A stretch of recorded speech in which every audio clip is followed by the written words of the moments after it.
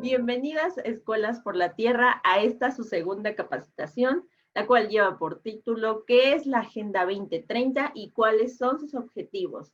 Esta capacitación está dividida en dos partes. En la primera vamos a tener una introducción a los objetivos de desarrollo sostenible y a la Agenda 2030, y en la segunda parte vamos a tener la opinión de un experto en educación ambiental sobre cómo aterrizar al aula estos objetivos de desarrollo sostenible.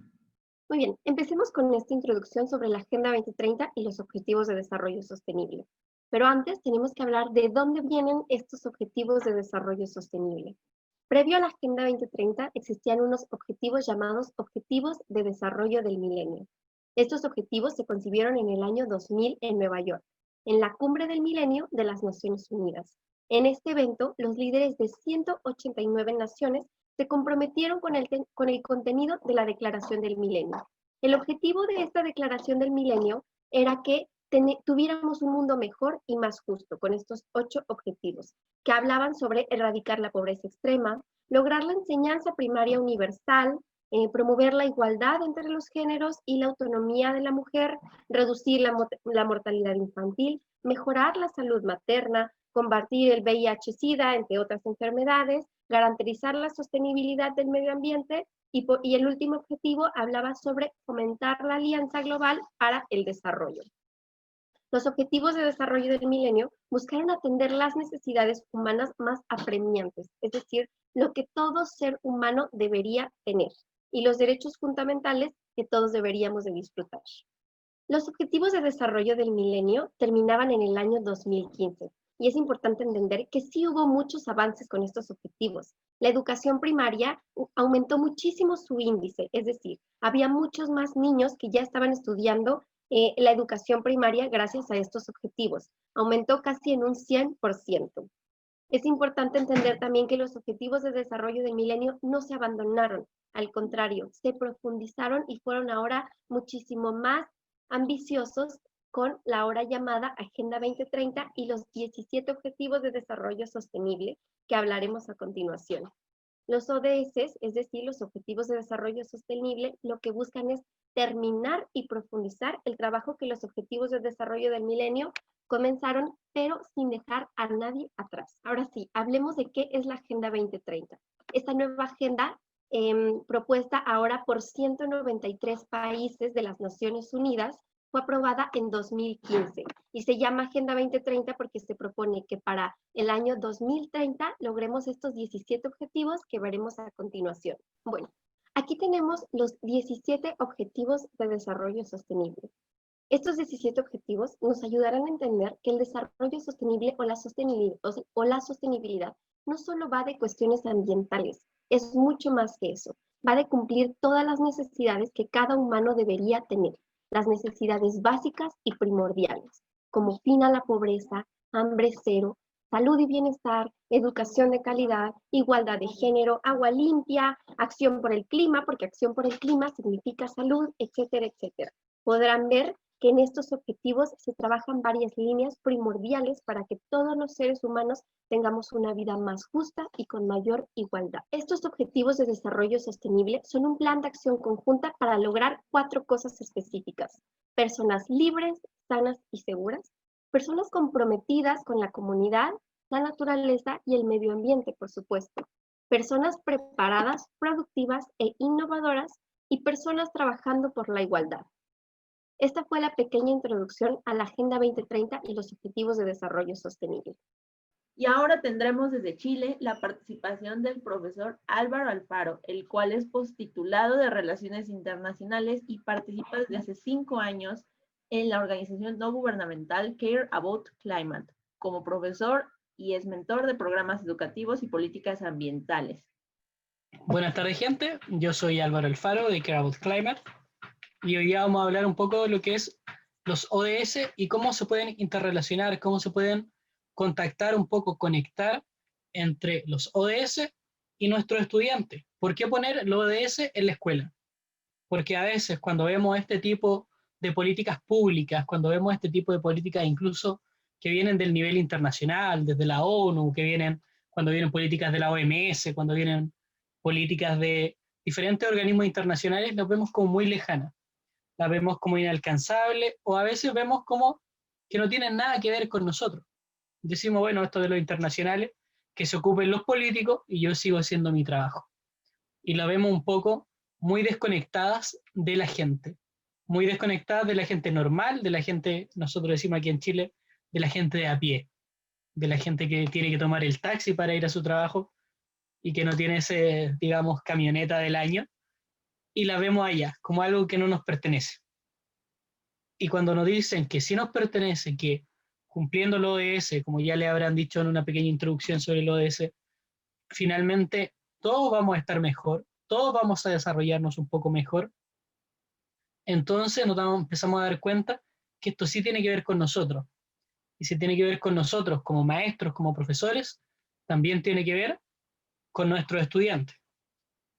¿Por qué? Porque este desarrollo sostenible, posiblemente nosotros como maestros, nosotros como profesores, no lo vamos a vivir en plenitud, ni vamos a aprovechar mucho de sus beneficios, de lo que vayan desarrollando para el planeta, para la sociedad planetaria y para lo que hoy día es el sistema internacional y la sociedad internacional. Esta sociedad que es mucho más posible hoy día, por ejemplo, hacer cosas como la que estamos haciendo hoy día. Yo estoy en Chile, ustedes están en México y podemos hacer esta pequeña capacitación el día de hoy. Cosas que hace un par de años atrás la veíamos muy lejana, muy imposibles, la velocidad de internet en verdad no era muy buena, la calidad de los servicios de streaming tampoco era muy buena. Y hoy día todas estas cosas se hacen posibles porque nos hemos ido volviendo una sociedad más global. Pero esta sociedad global, que va a ir mejorando si vamos cumpliendo estos objetivos de desarrollo sostenible, como digo, tal vez no la disfrutemos nosotros, pero sí nuestros estudiantes, sobre todo aquellos que están en primaria, en secundaria, van a llegar a un futuro, ¿cierto?, mucho mejor del que nosotros tenemos, si podemos conseguir estos objetivos de desarrollo sostenible. Pero, ¿cómo los llevamos al aula? Porque una cosa es decir, fin de la pobreza, hambre cero, y lo vemos como cosas que están muy lejanas de nosotros. Sobre todo cuando estamos haciendo clases muchas veces en contextos vulnerables, en contextos de pobreza, en contextos de vulneración de derechos de los niños. Vemos estos objetivos como algo muy lejano, porque cuando pensamos en, por ejemplo, salud y bienestar, en igualdad de género, las vemos como cosas que están lejos y que nosotros necesitamos primero hacer otras actividades, como preocuparnos de que nuestros niños, ¿cierto?, puedan comer, que nuestros niños puedan vestirse, que tengan donde vivir. Entonces, como esta priorización, ¿cierto?, en Latinoamérica nos afecta mucho, porque en Latinoamérica sabemos que hay dos factores bien duros en la vida del latinoamericano. Primero, México, Brasil, Chile son tres países y de los pocos en el mundo donde está demostrado que la desigualdad social produce subdesarrollo. Es uno de los principales causantes de la mantención del subdesarrollo de nuestros países, o en este caso de el mantenernos en este, comillas, segundo mundo, en un país que no está tan atrás, pero todavía exhibe muchas características del tercer mundo, pero tampoco está tan adelante, pero aún así exhibe muchas características del primer mundo. Entonces, estas complejidades, ¿cierto?, que tenemos en nuestros países donde la desigualdad golpea tan fuerte, de repente nos alejan un poco de creer que estas políticas públicas y estas políticas internacionales pueden ser factibles en nuestra escuela, factibles en nuestra vida, factibles en la vida de nuestros estudiantes. Pero tenemos que empezar de a poco, obviamente, y nosotros como maestros, desde una de las principales que podemos empezar a atacar, es desde la educación de calidad. También hay estudios, ¿cierto?, internacionales del Banco Mundial, del Banco Interamericano de Desarrollo, de la Organización Mundial para la Educación, ¿cierto? Y todo este tipo de organizaciones nos dicen dos cosas sobre Latinoamérica. En Latinoamérica la infraestructura escolar todavía es baja, o sea, todavía tenemos colegios que no son lo mejor para la educación de un niño, pero sobre todo se hace hincapié en los estudios internacionales que todavía nosotros como maestros, nosotros como profesores, tenemos que mejorar. Gran parte de la educación de calidad empieza por tener un maestro, un profesor, una profesora que está comprometido con sus estudiantes, comprometido en que sus estudiantes, ¿cierto?, salgan adelante y comprometido en no etiquetar a sus estudiantes, en no ponerle esta etiqueta de este es tonto, este es incapaz, este es indígena, este es blanco, este es negro, este es pobre, este es rico. No trabajar en base a esas etiquetas, sino trabajar en base a que todos nuestros estudiantes tienen una potencialidad que van a desarrollar, que todos nuestros estudiantes son capaces si nosotros como profesores somos quienes le entregan las herramientas para salir adelante. Salir adelante con sus estudios significa también para muchos salir adelante en su vida. Desde esa educación de calidad, un estudiante va a terminar yendo a la universidad. Desde ese ir a la universidad, ¿cierto? Va a poder tener un trabajo decente, crecimiento económico. Nos pasamos del 4 al 8, ¿cierto? Desde un trabajo decente va a ir combatiéndose la pobreza y el hambre. Entonces, el 1 y el 2 ya empiezan a estar ahí. Desde eso también tenemos para pagar nuestra salud con un buen trabajo. Luego, la buena educación también nos permite empezar a romper barreras como el machismo, muy arraigado en Latinoamérica y de hecho sobre todo en México, uno de los países, ¿cierto?, que en porcentaje todavía se considera uno de los más machistas de Latinoamérica. Y es una barrera que tenemos que romper nosotros como profesores cuando, ¿cierto?, estamos frente a nuestros estudiantes.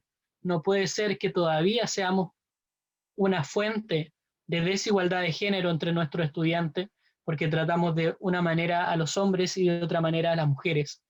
Eso no puede ser. Nosotros como maestros tenemos que cambiar ese chip, cambiar, ¿cierto?, esta problemática que muchas veces nosotros mismos creamos al etiquetar a nuestros estudiantes, en niño y niña.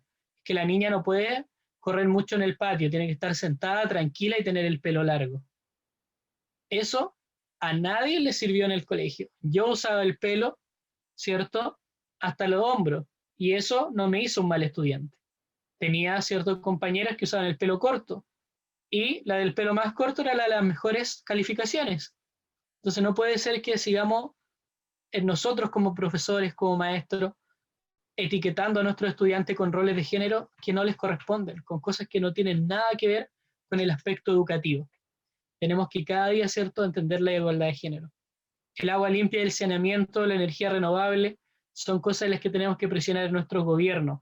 Pero ¿desde dónde los presionamos? Desde el voto. Y el voto también se educa. Y cuando digo que el voto se educa, no significa que nosotros como profesores tengamos que decirle a nuestros estudiantes, tú vota por A o vota por B, sino que nuestro estudiante tenga las herramientas para que desde una reflexión crítica sepa por quién él va a votar, por quién ella va a votar. Esas son algunas pequeñas explicaciones. Pero ¿cómo conseguimos esto?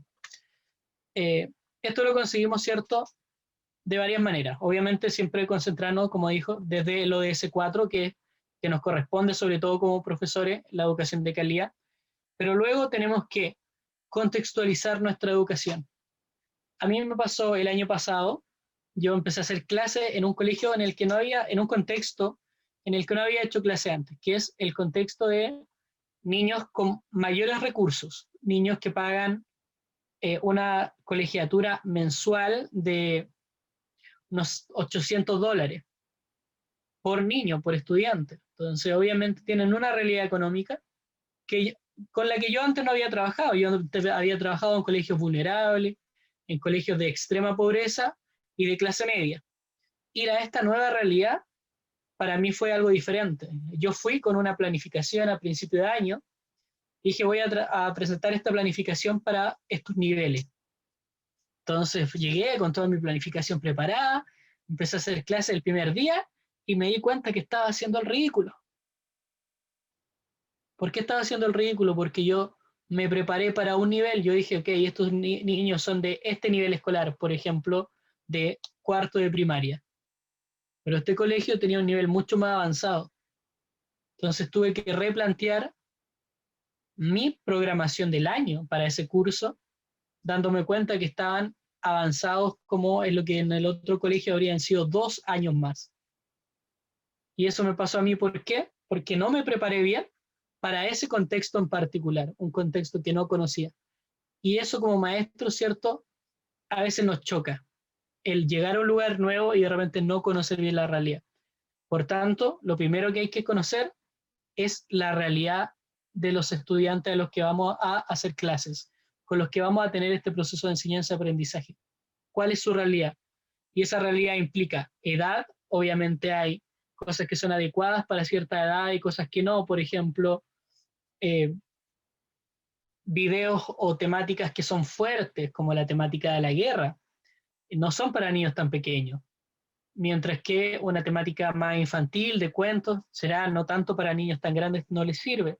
Entonces, una cosa es la edad y las actividades que podemos hacer a esas edades también. O sea, desde que a un niño pequeño, ¿cierto? No lo vamos a poner a trabajar con una sierra eléctrica en un contexto de clase de medio ambiente donde queramos hacer un invernadero, pero sí lo podemos poner, por ejemplo, a separar semillas, porque con sus deditos pequeños y su motricidad fina, que además debe ser entrenada en esa edad, ¿cierto? Podemos ponerlo a hacer actividades como separación de semillas. Tenemos que entonces ver la edad y ese desarrollo cognitivo y sociológico y motriz que tiene el estudiante en diferentes edades, ver qué le podemos dar a esa edad como actividad de aprendizaje. Luego tenemos que ver cuál es la capacidad de nuestros estudiantes. Lo de la capacidad siempre es complejo, porque tiene que ver con muchísimos factores. Factores que van desde el factor familiar, desde el factor de quién fue su profesor el año antes, que pudo haber sido muy bueno, o tal vez no tan bueno y necesitamos reforzar cosas que debieron pasarse antes dentro del currículum. Como también, ¿cierto?, unas capacidades que tienen que ver con la disposición del estudiante a aprender, la capacidad, ¿cierto?, de manejar, por ejemplo, más de un lenguaje, o de manejar un computador, o no manejarlo, que se conecta también a veces con lo que es socioeconómico. O sea, ¿por qué no manejaba el computador? Porque a lo mejor su familia nunca tuvo dinero para tener un computador en casa.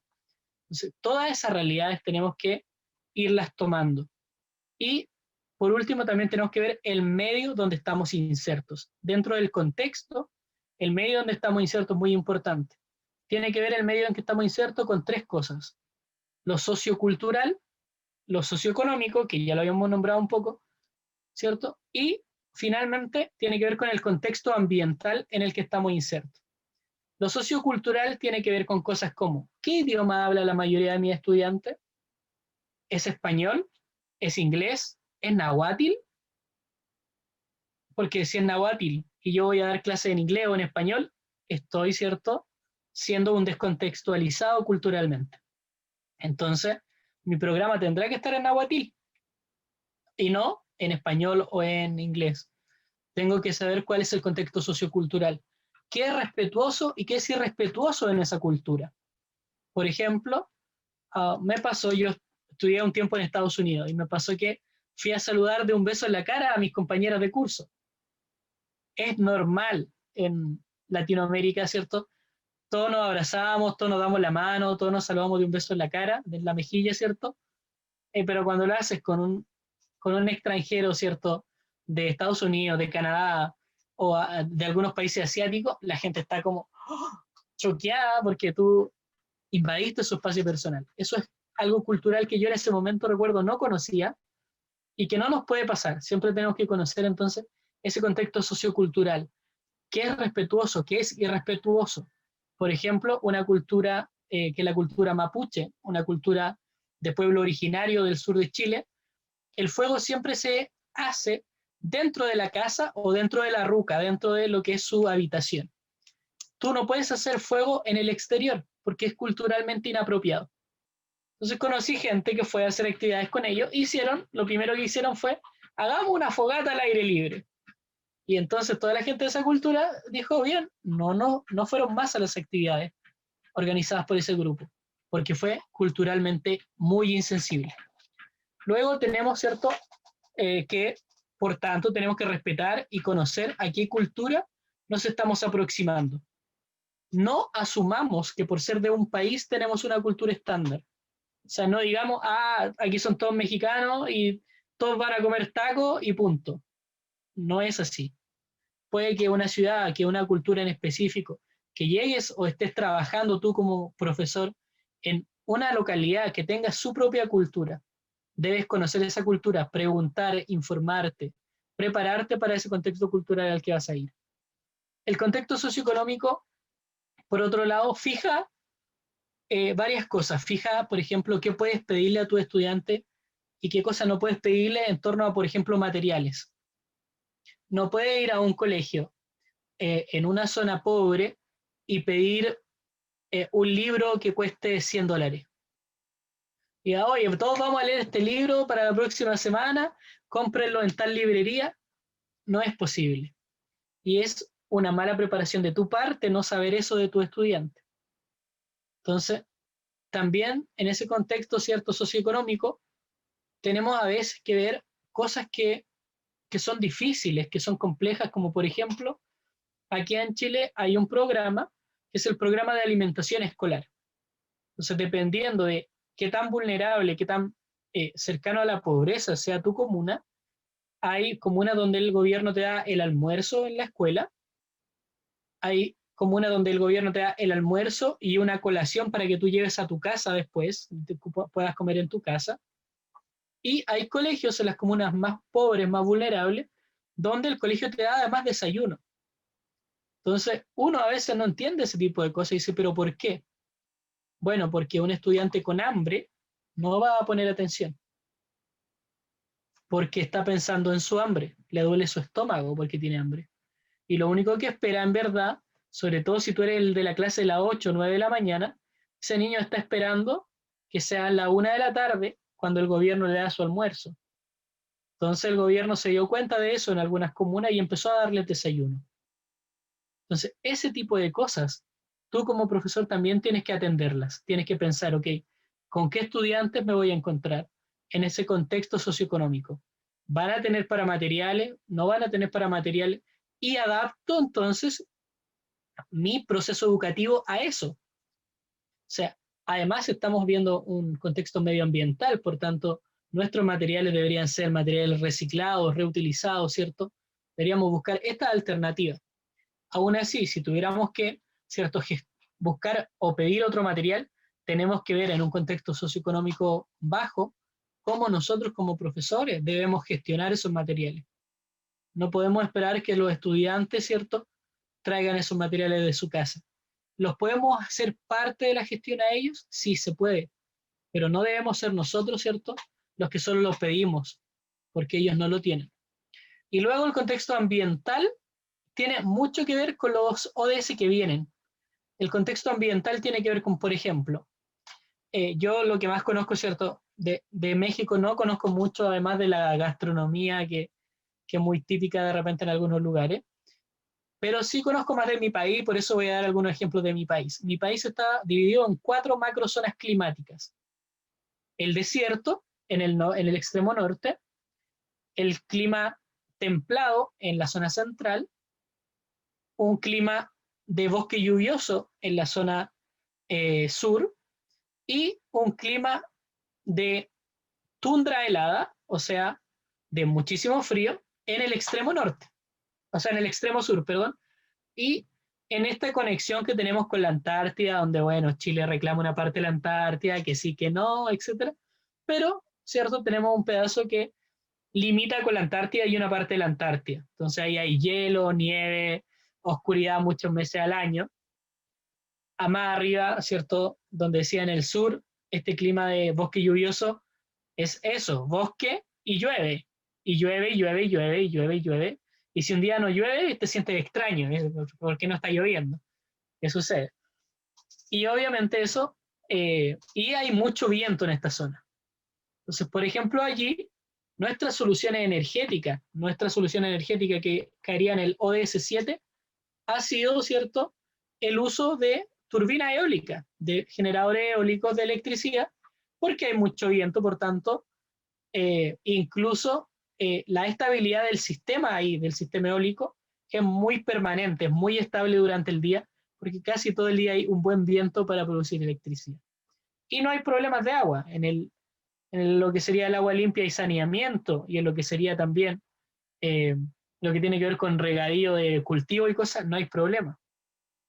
Pero luego venimos a la zona central, donde están habiendo problemas de sequía y por tanto estamos preocupándonos un poco de que en algún momento, ¿cierto?, la vida de los ecosistemas terrestres, que es nuestro ODS 15, se está empezando a ver afectada porque están muriendo árboles, se están secando bosques, y los animales que ahí vivían, ¿cierto?, la flora y la fauna que ahí vivía protegida por el bosque, hoy día está teniendo problemas por esta sequía prolongada.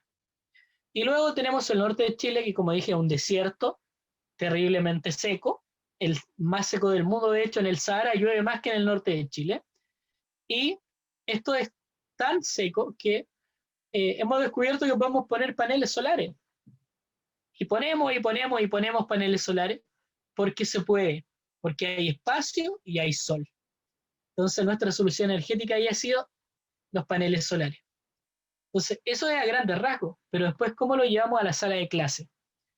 Lo llevamos a la sala de clase cuando decimos, bien, ¿cuál de estos ODS va a calzar con el lugar donde yo vivo, con el lugar donde mis estudiantes viven? Como les decía, de la educación partimos todo, pero habrán cosas que se cambien dependiendo de dónde viven mis estudiantes. Si mis estudiantes viven a la orilla de la playa, en una ciudad que sea muy dependiente de un río o muy dependiente del mar, sea porque hay mucha pesca, mucho turismo, me refiero a turismo marítimo como buceo, como pesca deportiva, como surf y todo este tipo de cosas, windsurf y todo este tipo de cosas. Entonces, ¿cierto?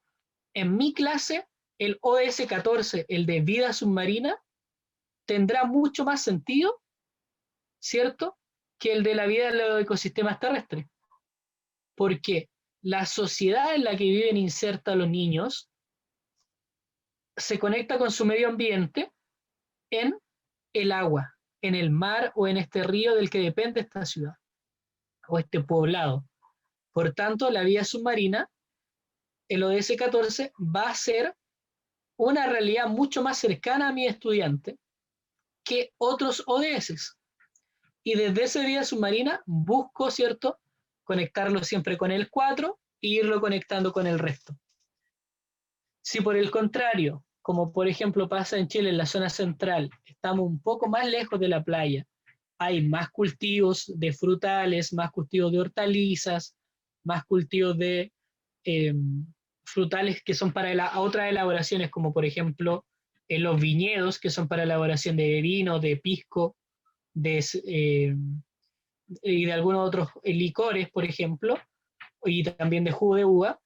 Entonces, ¿cierto?, hará más sentido para mi estudiante la vida de los ecosistemas terrestres. ¿Por qué? Porque es lo que están viviendo. Si mi ciudad es una ciudad muy pacífica, entonces probablemente no necesite trabajar el ODS 16, porque ya está bastante desarrollado. Puedo nombrarlo, hacer unas pequeñas cosas que el ODS 16 dice: paz, justicia e instituciones sólidas. Si mi ciudad es pacífica, mis autoridades no son corruptas y estamos todos felices y democráticos, entonces no tendrá mucho sentido profundizarlo tanto. Ahora, si volvemos a la realidad en la que vivimos en Latinoamérica, ¿cierto? Nuestras instituciones en Latinoamérica no son justas, no son sólidas, hay mucho problema de injusticia frente al juzgado, frente a la policía, ¿cierto? Mientras más negro eres, más años de cárcel tienes en Latinoamérica y también en Estados Unidos. Eso es una realidad que ya se ha estudiado. Mientras más negra tu piel, más años de cárcel por el mismo crimen. Eso es obviamente profundamente injusto. Y entonces, si tengo ese problema en la comunidad donde está inserto mi estudiante, podré empezar trabajando desde el ODS 16. Una de las mejores formas entonces de trabajar y conectar nuestros ODS es esta, es ir desde la problemática más grande de mi ciudad hacia los otros ODS. Si la problemática de mi ciudad es la contaminación marina, empezaré del ODS 14. Si es que se está empezando a desertificar, empezaré desde el ODS 15. Si mi problema es que mi ciudad está profundamente mal diseñada, como el 99% de las ciudades de Latinoamérica, donde la única ciudad que fue diseñada para ser una ciudad moderna fue Brasilia, y todo el resto de las otras ciudades han crecido nomás, como que dijimos, mira, aquí está la plaza central Plaza de Armas, le llamamos en varias partes de Latinoamérica, la plaza central de fundación de la ciudad, y alrededor de esa plaza clásica, en casi toda Latinoamérica encuentras la Iglesia Católica, un colegio muy antiguo, los bomberos y la policía, y el centro de gobierno de la ciudad, o sea, la municipalidad, el town, el hall o lo que quiera en tu lugar de residencia va a estar ahí, ¿cierto? Y esa es la ciudad típica latinoamericana. Y después empezaste a poner casas, edificio, casa, pero nadie planificó la ciudad. Tu ciudad es un desastre en algún punto. Hay en Latinoamérica un fenómeno llamado las islas de no comida, que tiene que ver con gente que tiene que viajar mucho tiempo para poder comprar alimento, porque en su área no hay venta de alimento a un precio accesible. Entonces empezaremos desde el ODS 11, ciudades y comunidades sostenibles. Y así, cada una de las ODS pueden ser trabajados estos objetivos desde la problemática que tienen tus estudiantes. ¿Por qué? Porque el ODS, insisto, sí viene de la ONU, sí se ve como algo muy grande, pero están diseñados para solucionar las problemáticas del mundo. Y todas estas problemáticas están presentes en Latinoamérica. Nadie puede decirme, ay, no, mi país latinoamericano no tiene ningún problema de agua limpia y saneamiento, porque en toda Latinoamérica echamos las aguas servidas al mar así tal cual. Se arrojan al mar. En toda Latinoamérica, casi el 70% de nuestra contaminación, o a veces más, es porque nuestras plantas eléctricas son plantas eléctricas a carbón. Necesitamos energía asequible y no contaminante. En casi toda Latinoamérica se pierde comida incluso en las casas de origen más vulnerable. O sea, incluso en las casas más pobres perdemos comida porque no sabemos guardarla, porque no sabemos cocinar bien, por diferentes razones. Entonces, todo esto, y bueno, paz, justicia, instituciones sólidas, insisto, Latinoamérica está hundiéndose en la corrupción, hundiéndose en instituciones que no hacen su trabajo para el que se les paga, ¿cierto? Hundiéndonos con políticos que la gente ya está empezando, incluso en algunos países, a amarrarlos en los árboles porque no cumplen sus promesas electorales jamás, ¿cierto? Estamos hundidos en una corrupción policial terrible que le ha dado rienda suelta al narcotráfico, y el narcotráfico mata y mata a nuestros niños en estas guerras de pandillas, guerras de carteles, ¿cierto? Que se agarran a tiros, se agarran a balazos entre un lado y otro, y nuestros niños quedan entre medio de esas balaceras, en esas balas perdidas, en esas balas locas. Porque nuestras instituciones no son sólidas, porque no tenemos paz, porque no tenemos justicia. Entonces tenemos que ver que sí, vienen de la ONU, vienen de arriba, pero son nuestra realidad y son, tristemente, la realidad de nuestros estudiantes. Por tanto, son cosas que se pueden conectar al aula. ¿Por qué? Porque se pueden conectar a la vida de nuestros estudiantes. Y nuestra aula siempre debe estar conectada a la vida de nuestros estudiantes. Y desde ahí lo último que voy a decir es que hay 3 tipos de aprendizaje que hoy día están como un poquito de moda, un poquito como en la boca de las personas, que son el aprendizaje basado en problemas, el aprendizaje basado en proyectos, y hoy día se ha desarrollado también el aprendizaje basado en servicios, que sobre todo se puede usar para aulas que son un poco más interactivas, un poco más, no sé si fuera el currículum nacional, pero si fuera como de lo típico. Entonces se usan un poco más en un aula de religión, en un aula de música, en un aula de medio ambiente, como esta de la que estamos hablando ahora. Es más fácil, ¿cierto?, utilizar este tipo de forma educativa, de proceso de enseñanza-aprendizaje. Tienen algunas diferencias, aunque se parecen, ¿cierto? Tienen algunas diferencias entre ellas estos tipos de educación. El aprendizaje basado, el más básico es el basado en problemas. En el basado en problemas decimos, ok, ¿cuál es el problema que tenemos? ¿Cuál es el problema que nos planteamos? Y decimos, mira, el problema de esta ciudad es que hay mucha basura. El manejo de la basura es el problema. Y entonces planteamos junto con los estudiantes una solución que no se va a ejecutar. Es simplemente una idea. O sea, ¿cuál sería la solución para esta ciudad que tiene un problema de manejo de la basura? Mira, la verdad es que estamos proponiendo, una idea buena sería que hubiera separación de residuos y entonces los reciclables fueran a un lugar y los orgánicos fueran a otro lugar y los no reciclables fueran a otro lugar y entonces se podría revalorizar se podría botar esto otro y la ciudad sería mucho más limpia. Pero se queda ahí, en la idea. Luego está el aprendizaje basado en proyectos. El aprendizaje basado en proyectos busca también una problemática, de repente no tan grande como por ejemplo la ciudad tiene problemas de basura, pero sí por ejemplo podríamos llevarla a nuestro colegio produce mucha basura. Pero el proyecto busca darle solución a ese problema. En la basada en problemas buscábamos la solución, pero no se aplica la solución, o raramente se aplica. En el basado en proyecto, lo que buscamos es siempre solucionar una problemática. Sea de la índole que sea, se busca solucionar una problemática mediante el desarrollo y ejecución de un proyecto. Ejemplo, no, mi colegio produce mucha basura y esto nos produce un problema porque, bueno, la ciudad tampoco gestiona muy bien la basura. Y entonces un aprendizaje basado en proyectos diría bien, solucionemos este problema del colegio para, ¿cierto?, poder tener una comunidad más sostenible. Volvemos a un ODS, el ODS 11. Tener una comunidad más sostenible. ¿Qué comunidad? La que por lo menos en Chile se llama comunidad escolar.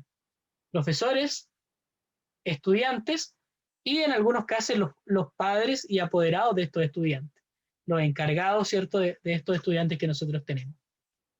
Y el proyecto se podría consistir, por ejemplo, en tener contenedores separados dentro del colegio y hacer sociedades con fundaciones. Por ejemplo, en Chile es muy típico que el vidrio está asociado a la Fundación Cuaniquén, una fundación que trata a niños quemados. Entonces, tú haces una asociación con ellos, juntas el vidrio en un contenedor que ellos te dan, todo el vidrio del colegio, todas las botellas de gaseosa o de lo que, bueno, ahora no de gaseosa, porque está prohibido tomar gaseosa en los colegios en Chile, pero todas las botellas, por ejemplo, de jugo o de cualquier cosa que tuvieras de vidrio, se depositan en ese lugar y la fundación viene una vez al mes a retirar ese vidrio y con ese vidrio se ayuda a niños quemados. Y entonces tu colegio pasa de botar el vidrio a la basura y perder eso a ayudar a niños quemados.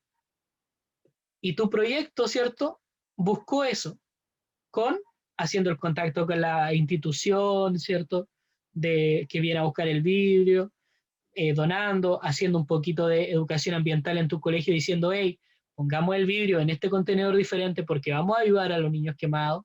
Entonces, conectamos, ¿cierto?, una realidad que es un poco el reciclaje con otra realidad que tiene que ver con ayudar a una fundación, ¿cierto?, de niños que no tienen el dinero para costear ellos mismos su tratamiento de haberse quemado. Desde la educación pasamos a una comunidad sustentable y aportamos al ODS 3, salud y bienestar. Ayudamos a un joven que no podía pagar su tratamiento de salud a poder pagar su tratamiento de salud. Y luego está finalmente el aprendizaje basado en servicio, que es un poco más típico, sobre todo dentro del contexto de las clases de religión y de las clases de medio ambiente. Y tiene que ver con cómo nos insertamos como colegio en la comunidad y hacemos de esa inserción comunitaria un proceso de enseñanza-aprendizaje. Y esto es, por ejemplo, cómo hacemos cosas permanentes en el tiempo para ayudar a nuestra comunidad y que eso sea aprendizaje. Hay muchos tipos, muchos proyectos, y esto es básicamente la tercera evolución del basado en problema. El basado en problema estaba ahí, el basado en proyecto está aquí, Y el basado, ¿cierto?, en servicio tendría que ver con cómo, por ejemplo, hacemos que este proyecto de producir el vidrio reciclado, entregarlo a la corporación o fundación que ayuda a los niños quemados, cómo hacemos que ese mismo proyecto se replique en otros colegios, por ejemplo. Y seguimos ayudando a esta fundación cada vez más. Lo hacemos escalar, lo hacemos más grande. También puede ser cómo nuestros estudiantes, por ejemplo, de los últimos años de secundaria, ayudan a mantener en buen estado un lugar de juegos para niños de primaria. Dentro del mismo colegio puede ser eso, pero que es permanente. Es parte de un proceso de enseñanza-aprendizaje, pero también de un proceso en que acompaño a la comunidad de manera constante. También puede ser en el área científica. Por ejemplo, aquí en Chile existe un proyecto donde los colegios que están cerca de la costa toman muestras en las playas para calcular el microplástico que esas muestras tienen. Y ese proyecto ya ha crecido tanto que hoy día se está replicando en otros lados de Sudamérica. Y uno dice, ¿para qué eso? Bueno, porque ya hay un registro chileno de cuánto microplástico hay en todas las playas de Chile. Y va a haber, de aquí a un par de años, un proyecto latinoamericano que nos diga cuánto microplástico hay en cada playa de Latinoamérica. Y cuando los colegios hacen de esto una constante anual, sabemos si los microplásticos van aumentando o van disminuyendo en estas playas. Y eso también es parte del aprendizaje basado en servicio, porque estamos haciendo algo que nos enseña. Aprendemos a hacer mediciones, a tomar muestras, aprendemos qué son los microplásticos, pero servimos a nuestro país y a nuestro planeta porque además estamos informando a la comunidad científica cuánto microplástico hay presente en mi ciudad, en mi zona costera, en mi playa, ¿cierto? Y aportamos al ODS 14, vida submarina.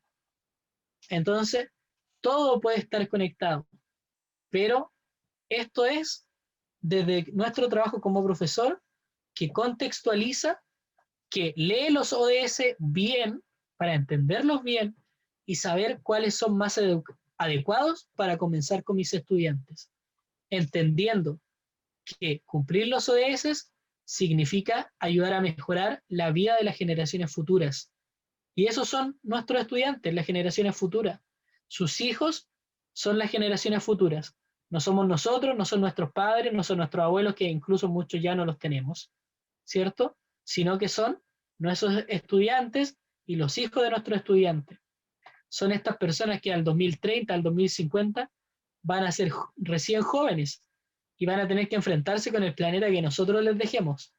Sea este bueno porque nos esforzamos en hacer esto posible, los ODS, en combatir el cambio climático, en combatir la desertificación, o sea este malo porque no hicimos nada por ellos. Esta es nuestra oportunidad de hacer algo por ellos, conectando su educación a los ODS. En esta segunda capacitación sobre la Agenda 2030, primero aprendimos sobre lo que es esta Agenda 2030, lo que conllevan estos 17 Objetivos de Desarrollo Sostenible y por qué son tan importantes. Y Álvaro, nuestro invitado experto, nos platicó sobre cómo aterrizarlo a las escuelas y por qué es tan importante. Entonces, como conclusión, veremos que en este programa de Escuelas por la Tierra sería bastante oportuno que cada docente, cada directivo y cada alumno entendiera la importancia de contribuir al cumplimiento de la Agenda 2030 y cada uno de los Objetivos de Desarrollo Sostenible. Pero sobre todo, promover en las escuelas que cada alumno y cada persona tenemos un poder único. Tenemos el poder de nuestra voz y el poder de exigir nuestros derechos. Derechos que se podrán cumplir si los conocemos. Entonces es importante promover desde la escuela y reconocer el poder tan importante que las escuelas tienen. Y Escuelas por la Tierra está comprometida a ser parte de ese cambio que necesitamos. Docentes, directivos, tenemos aquí una oportunidad única. La oportunidad de desarrollar proyectos y de desarrollar clases o actividades que les permitan a los alumnos desarrollar estas capacidades, estas competencias y estos conocimientos que les permitirán exigir sus derechos y transformarse a sí mismos y transformar el entorno en el que viven a través de estos objetivos y de esta agenda mundial, pero a través de sus necesidades propias y de sus necesidades más cercanas del contexto en el que viven. Ya llegamos al final de esta, la segunda capacitación del programa Escuelas por la Tierra, no sin antes agradecer a la coordinación pedagógica, la cual está conformada por Monse, Daniela y Jennifer. Les agradecemos profundamente la elaboración de esta capacitación y todo su apoyo. Y bueno, no olviden seguirnos en todas nuestras redes sociales, darle clic en la campanita y activar las notificaciones para que les lleguen todos nuestros videos, y al final les vamos a dejar los videos anteriores que hemos hecho sobre los foros de preguntas y nuestra primera capacitación. Aquí también están nuestras redes para contactarnos y nuestros correos por si tienen alguna duda, comentario o sugerencia. Nos vemos hasta la próxima y muchas gracias por estar aquí.